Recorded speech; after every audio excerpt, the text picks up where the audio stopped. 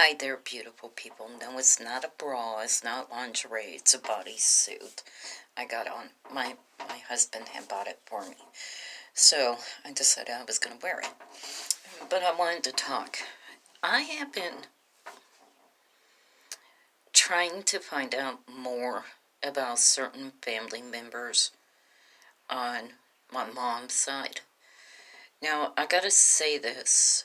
If anybody is from Kentucky, they did keep very good records at the time. And I was a little surprised.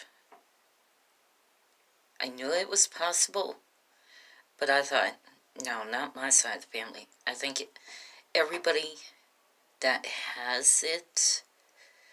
Let me explain. My mom's side is black and Jewish. Okay. I decided to do some family research for the black side in Kentucky. Now, I had stated before that both of my great-great-great-grandparents were born free in Indiana. I was mistaken. It was only my great-great-great-grandmother that was born free in Indiana. Apparently, she was a little illiterate,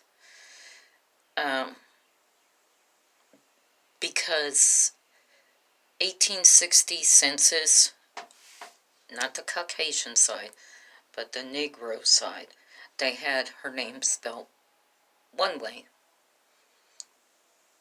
Well, traditional spelling of the name Margaret. And 1870s census had it with two T's.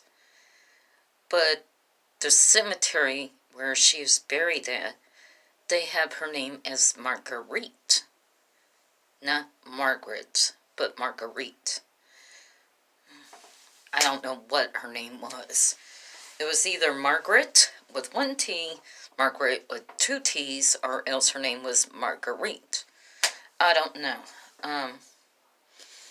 So I decided, since Kentucky does pretty good record keeping for that time, I don't know about nowadays, but for that time they did. My great-great-great-great-grandpa from that part of Kentucky, he was buried on a plantation, farm, whatever you want to call it.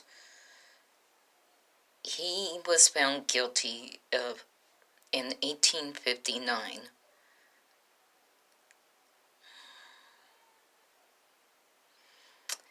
of an attempted uprising of the slaves to, be free.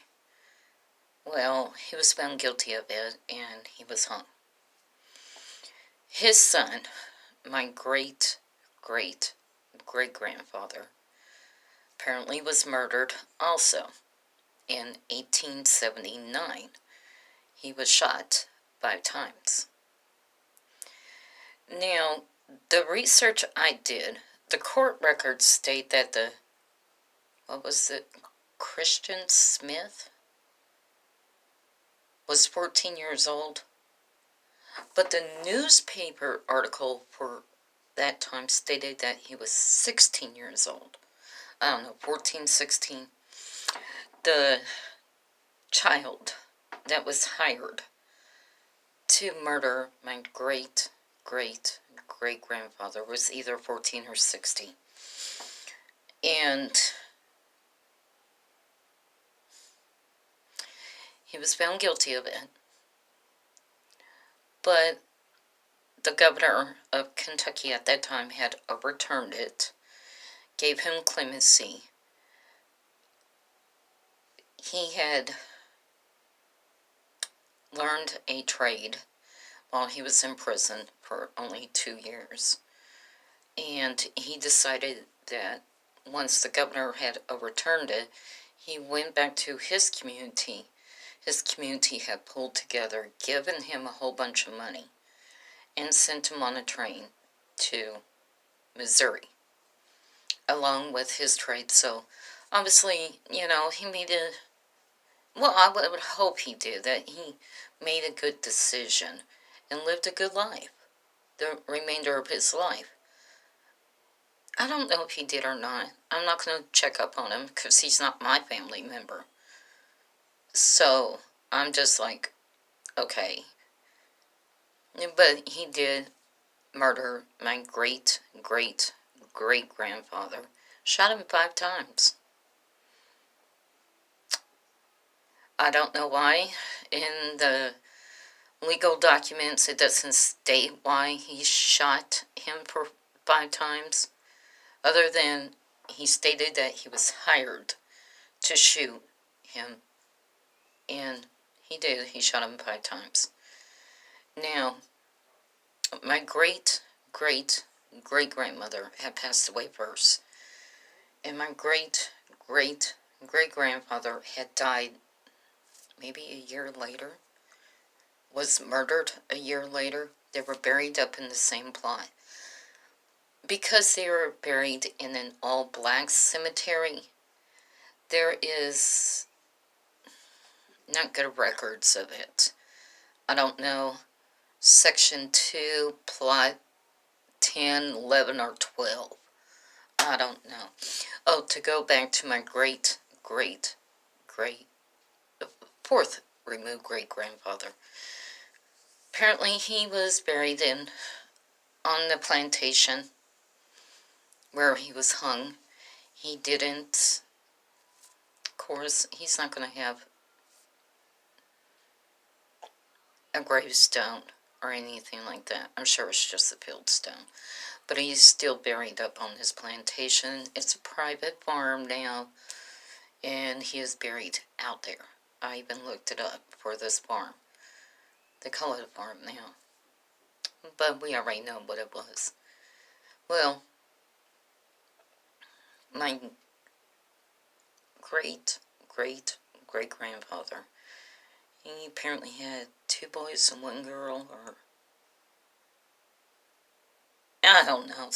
I have to look at the paperwork again. Well, my great-grandfather decided that he was going to head out west with his brother, one of his brothers. They had stopped in a state in the Midwest. His brother, not my great-great-grandfather, but his brother, my uncle, how many times he's removed from me, I don't know.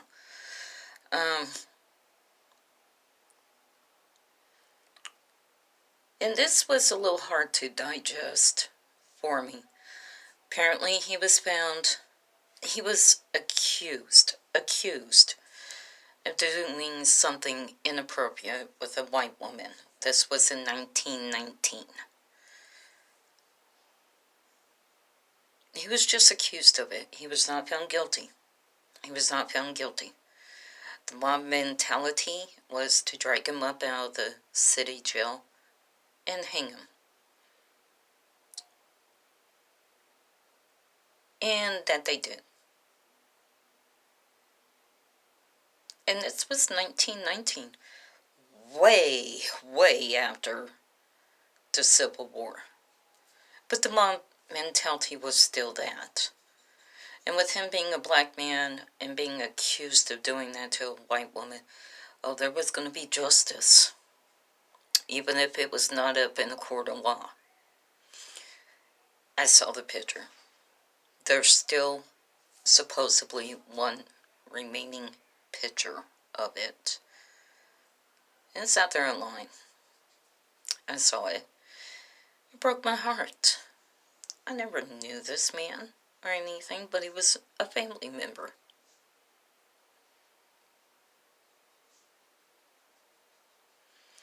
Now, my great-great-grandfather, he was able to make it to Montana. He had a good life out there. He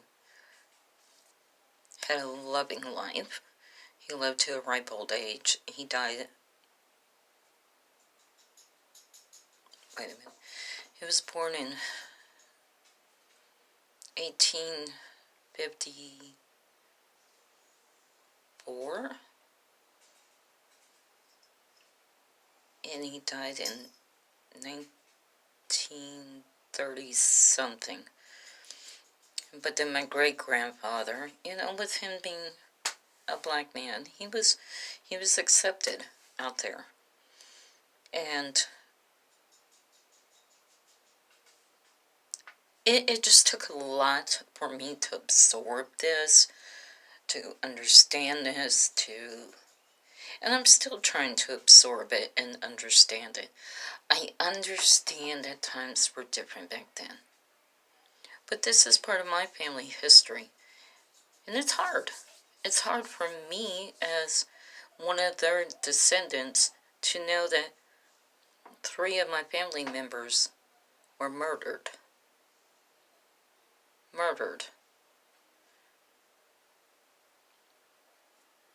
Now the first one, I understand the reason why he was murdered.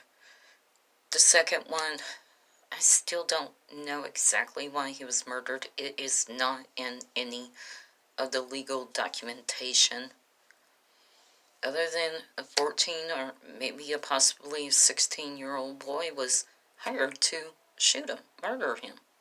For what reason, I have no idea. It's a little hard to absorb. But I am. Matter of fact, people, hit that like button, subscribe to my page, hit that bell notification, and leave a comment down below for me. I appreciate y'all. I really do. Y'all come back now, you hear?